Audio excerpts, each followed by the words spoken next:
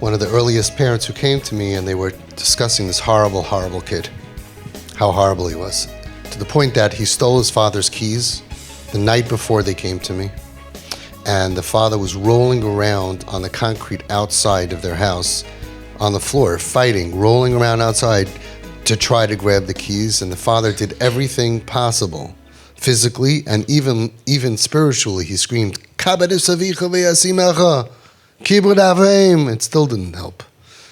And it was really, really bad. The relationship was really terrible. And I told the father, you know, that your child thinks that if you got a phone call that he got hit by a truck, God forbid, Rachmana litzlan, that instead of saying Baruch Ta'in Emes, you would say Baruch Shepatrani. Thank God this nightmare is over. He burst out crying.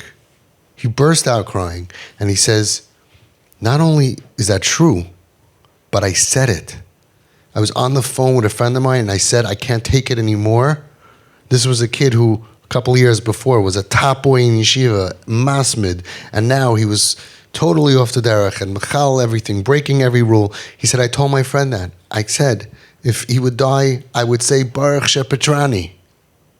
Thank God this pain is over. And I was horrified. And then he tells me, and not only I said it, my son overheard me.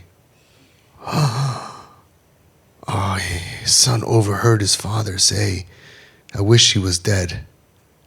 I wish it was over because the father's in so much pain. I said, I don't know. This was like one of my first parents who came to me. I said, I can't imagine how much love you need to give this kid to undo that feeling.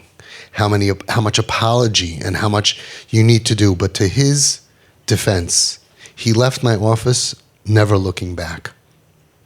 He left my office and just did everything he needs to undo that message, to undo those feelings, to show his son, I love you, I like you, I'm with you. He worked on it so much, and he became his son's best friend. A couple of years later, his son became frum.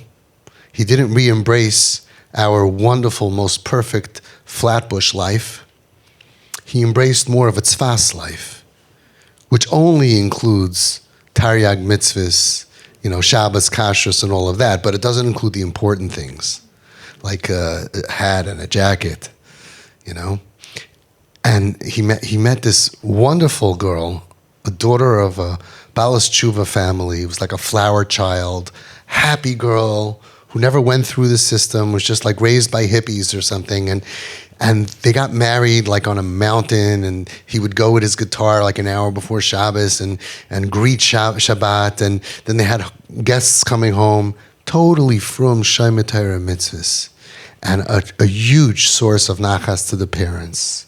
Ad kedei kach, that the father tells me he's a very established balabatisha, wealthy, baltztaka in Flatbush. He says, now that I'm older, I'm looking back, who says we have it right? Maybe tzvas is better for us too. Like, why am I so sure that this blue short jacket and my hat, that this is the box that is the best? He's so connected to Hashem. He does mitzvahs with such simcha. He's so excited that Shabbos is coming. And this guy tells me, I'm not as excited as my son and my other yeshivish kids. I don't know. He does mitzvahs with simcha and he's connected. His dveikus level is so high.